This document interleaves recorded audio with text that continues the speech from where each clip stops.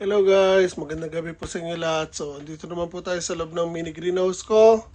And kung makikita nyo, andito po ang mga bayabas ko. So, right now, ginamit ko na po ang wood stove ko. Biglaan po yan.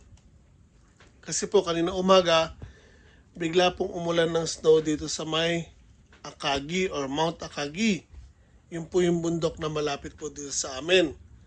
So, the whole day, malamig po, lalo na po ngayong gabi.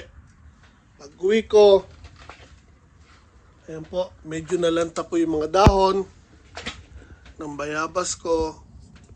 Ayan o. Kung makita nyo, may mga bulaklak pa nga sana o.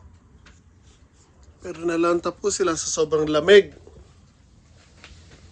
So, bago ko umuwi ng bahay, dumaan ako doon sa kakilala ko or kaibigan ko na kay Taya or nagigiba ng bahay. Nanghingi po ako ng mga kahoy. Kasi nga, sa sobrang busy ko doon sa bago kong garden, hindi ako nakakapag-ipon pa ng mga kahoy na susunugin ko or ipanggagatong ko dito sa wood stove ko. So kanina, rush po. Ayan po, naghakot po ako ng isang truck na kahoy na gagawin ko pong panggatong. Yun po yung mga ginibang bahay or kahoy na nakuha po sa ginibang bahay. So now, again, yun po.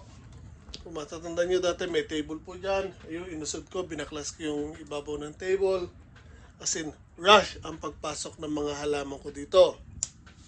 Kasi, sobra po ang aga ng winter po ngayon. November pa lang.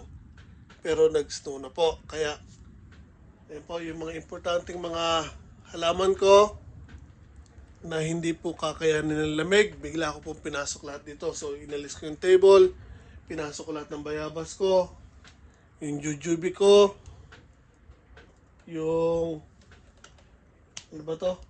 Jabuticaba, lahat ipinasok po dito, pati itong suha. Ayan yung puno ko ng suha.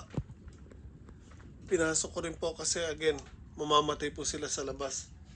Actually, meron pa po ako dito sa kabila, sa labas ng garden. Hindi ko po naipasok.